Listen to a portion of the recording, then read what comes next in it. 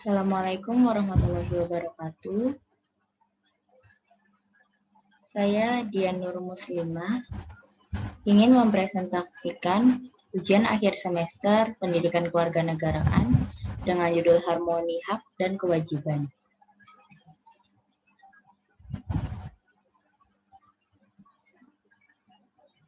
Untuk pengertian harmoni, hak, dan kewajiban, yaitu harmoni dari bahasa Yunani, harmonia berarti terikat secara serasi atau sesuai.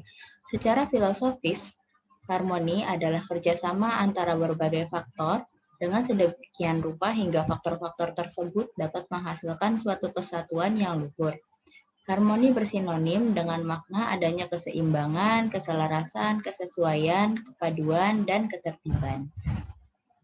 Lalu untuk kewajiban adalah sesuatu yang harus dilaksanakan, keharusan melakukan sesuatu. Menurut Notonegoro tahun 1975, kewajiban merupakan sesuatu yang harus dilakukan. Dalam kehidupan bernegara, dalam kehidupan bernegara kewajiban dibagi menjadi dua, yaitu kewajiban negara kepada warga negara dan kewajiban warga negara kepada negara. Lalu untuk hak sendiri adalah kuasa untuk menerima atau melakukan sesuatu yang semestinya diterima atau dilakukan oleh pihak tertentu dan tidak dapat oleh pihak lain manapun juga. Hak adalah kuasa untuk menerima untuk melakukan sesuatu yang semestinya diterima atau dilakukan oleh pihak tertentu dan tidak dapat oleh pihak lain manapun juga.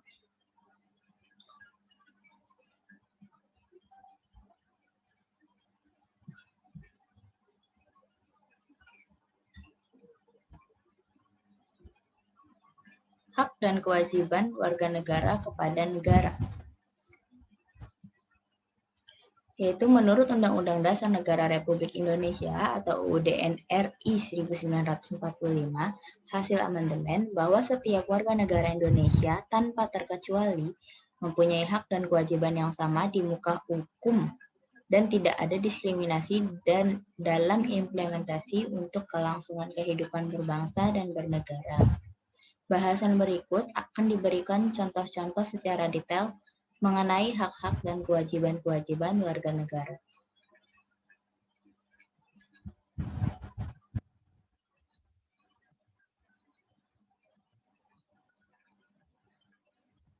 Berikut adalah contoh-contoh mengenai hak-hak dan kewajiban warga negara yang dimaksud dalam pasal UUD RI 1945 sebagai berikut, yaitu pasal 28B ayat 2, setiap anak berhak atas kelangsungan hidup, tumbuh dan berkembang, serta berhak atas perlindungan dari kekerasan dan diskriminasi.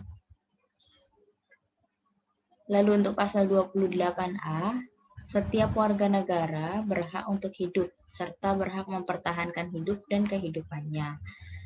Lalu ya, ada pasal 31 ayat 1 yang berbunyi setiap warga negara berhak mendapatkan pendidikan. Dan ayat 2 yang berbunyi setiap warga negara wajib mengikuti pendidikan dasar dan pemerintah wajib membiayainya.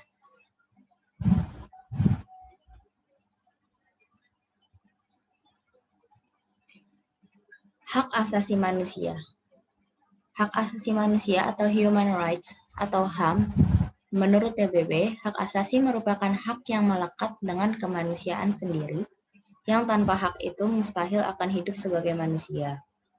HAM sebagai hak-hak dasar yang dimiliki oleh setiap pribadi manusia sebagai anugerah Tuhan yang dibawa sejak lahir. HAM sebenarnya sudah ada sejak manusia terlahir di dunia, karena HAM bersifat kodrati.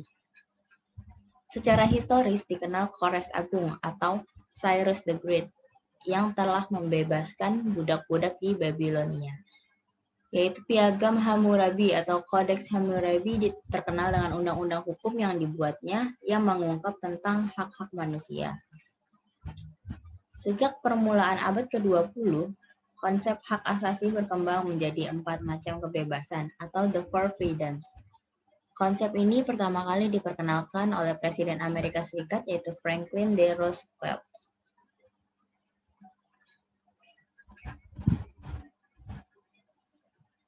Berikut adalah 4 macam kebebasan HAM atau the four freedoms. Yang pertama adalah kebebasan untuk beragama atau freedom of religion. Yang kedua, kebebasan untuk berbicara dan berpendapat atau freedom of speech. Yang ketiga, kebebasan dari kemelaratan atau freedom from want. Dan yang keempat, kebebasan dari ketakutan atau freedom from fear.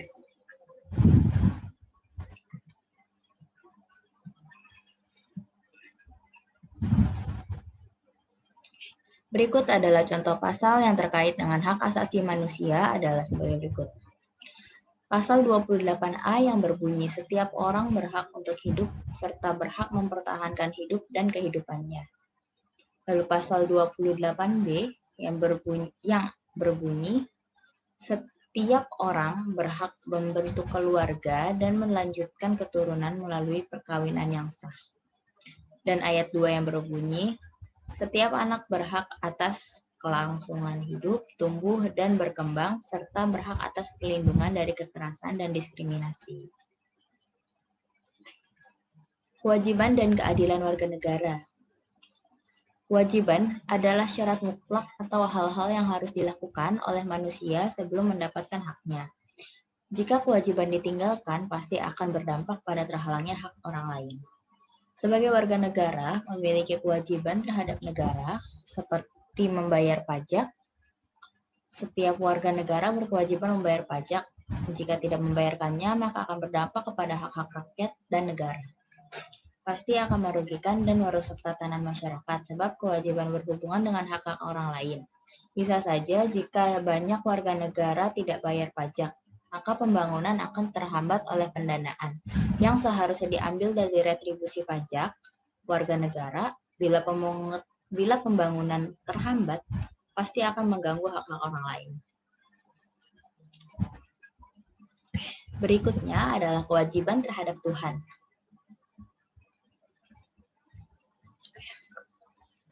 Negara Indonesia mengakui adanya Tuhan dan bukan negara sekuler. Ada 6 agama resmi yang diakui negara, yaitu Islam, Kristen, Katolik, Kristen Protestan, Hindu, Buddha, dan Konghucu. Kewajiban manusia terhadap Tuhan adalah merupakan kewajiban mutlak. Namun, kelalaian melaksanakan kewajiban terhadap Tuhan tidak akan mendapat sanksi langsung dari dunia dari Tuhan. Maksudnya, sanksi berupa hukum formal, melainkan sanksi berbentuk dosa yang akan dipertanggungjawabkan di akhirat. Contoh ada kewajiban kepada Tuhan yaitu melaksanakan perbuatan baik dan menjauhi segala bentuk larangan. Pelanggaran terhadap kewajiban melakukan perbuatan baik dan menjauhi segala bentuk larangan, antara lain misal berupa tindakan menghilangkan nyawa seseorang, melakukan perbuatan maksiat, mencuri, merampok, dan lain sebagainya, dikenakan sanksi hukuman pidana oleh peradilan di dunia.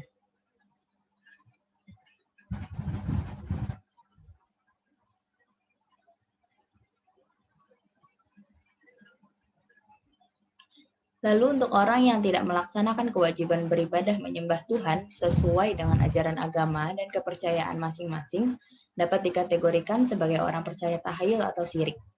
Dalam penelitian Ridwan tahun 2018, orang-orang yang percaya pada tahayul dalam perspektif bela negara, konflik sosial, dan pembangunan masyarakat dipersepsikan sebagai orang yang tidak ikhlas bela negara, suka terhadap konflik sosial, dan tidak menyukai pembangunan masyarakat. Sekian dari presentasi saya hari ini. Mohon maaf bila ada kesalahan dalam pembuatan presentasi ini. Selebihnya saya ucapkan terima kasih. Wassalamualaikum warahmatullahi wabarakatuh.